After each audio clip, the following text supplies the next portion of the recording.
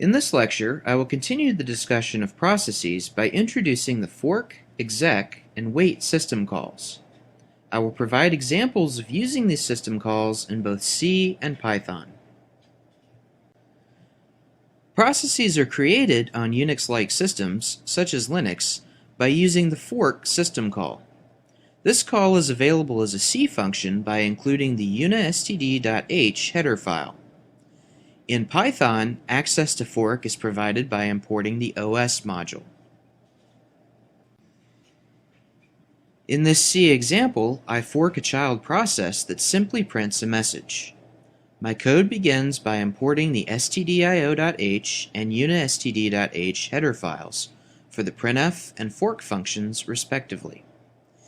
Inside my main function, I declare a variable named PID of integer type.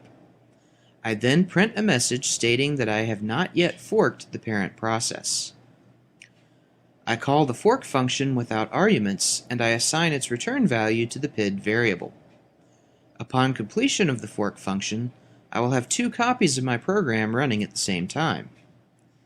In the first copy, where I called fork, the value of the PID variable will be set to the process ID of the child process.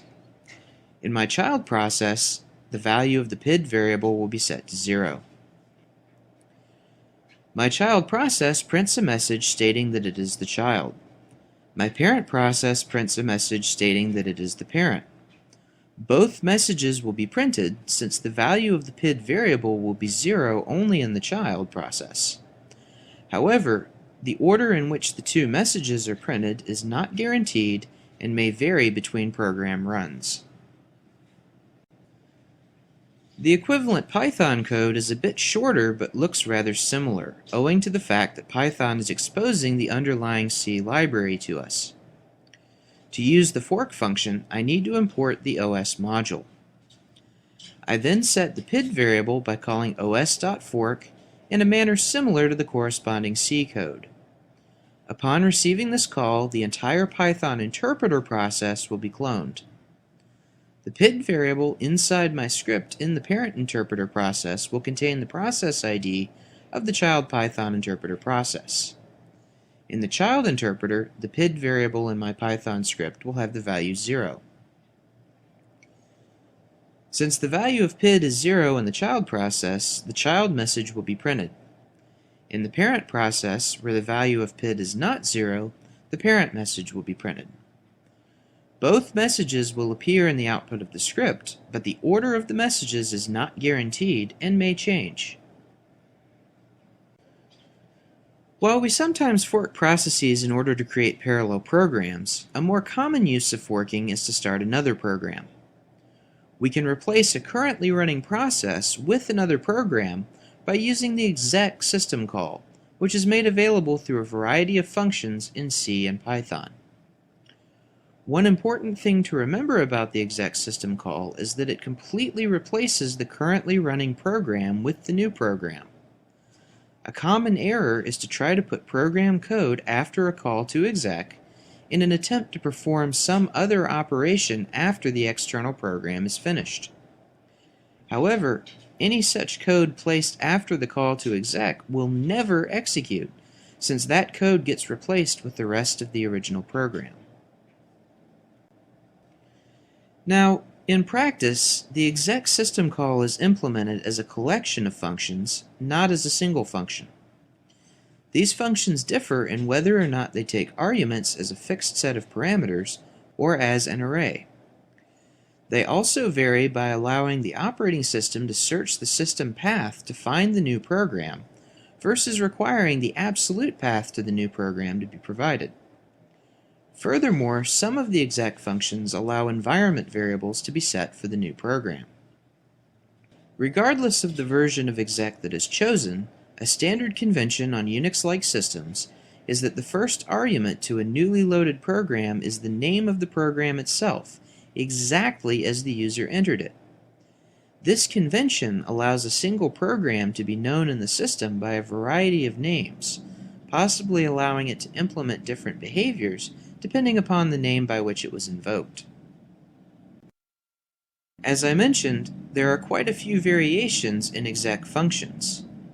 In the C programming language, versions with a lowercase l in the name take a fixed number of arguments, where the final argument is always a null pointer of character type.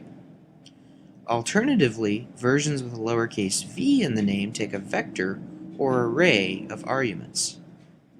If a lowercase p appears in the name, the operating system will search the system path to find the new program.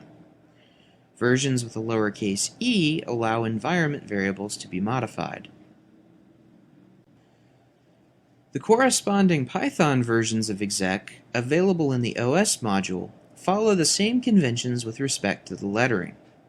However, it is not necessary to pass a null pointer at the end of the L versions. Now, let's take a look at a simple C application that forks a child that execs the /bin/echo program installed on the system. Nothing has changed about the fork operation. The PID value returned to the child is always 0, while the value returned to the parent is always non-zero. However, in the child, we are now using execl to load the /bin/echo program. Notice that /bin/echo is both the name of the program and the first argument to the program. The message to be printed, hello, follows. Finally, we must terminate the parameter list with a null pointer, which needs to be cast to a character pointer type. When the child calls execl, its copy of the program code is completely replaced by the code for /bin/echo. Thus, the child never prints the final message in the program. The message is thus printed only once by the parent. The Python version of this code is shorter but otherwise similar. There is no need, nor is there any practical way, to pass a null pointer to os.execl at the end of the parameter list. As is the case with the C version of the code, only the parent prints the message at the bottom. The copy of the Python interpreter and script that was created by fork is completely replaced by the call to os.execl with the code for the /bin/echo program. Thus, the child is no longer executing the Python interpreter, and the final line of code is never run in the child. We have seen that we can execute another program using exec. However, what if we would like to take some other action after the other program executes? In that case, we can use a version of the wait system call in the parent to wait for the child to terminate. Before moving to example code for wait, take a moment to note that, in some cases, the parent process may terminate before the child process.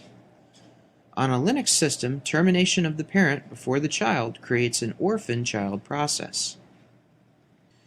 Some programs are intentionally designed to create orphan processes. These programs are engineered to run in the background, performing various system services, and these are known as daemons or service processes. By convention, the word daemon uses its archaic spelling here with an AE in place of the E in the modern spelling. However, the pronunciation is the same. Daemon is incorrect, even though many people mispronounce it. Now, the C code illustrating the act of waiting on a child process to terminate barely fits on one slide. In order to get access to the waitPID function on Linux, I need to include the sys/wait.h header file. In this example, I fork a child process that sleeps for 5 seconds before exiting. In my parent code, I announce that the parent is waiting, then I call waitPID to wait for the child to terminate. In this simple example, I need to pass 3 arguments to waitPID: the process ID of the child, which fork returned to the parent above, followed by a null pointer, followed by the number 0. The waitPID function blocks, or stops and waits, until the child process terminates. Once termination occurs, the parent prints another message. The Python version of this example is considerably shorter, but once again, it uses essentially the same calls. In addition to the OS module, I need to import the time module to get access to the sleep function. The major difference in this code from the corresponding C code is that I do not pass a null pointer as the second argument to os.waitbid.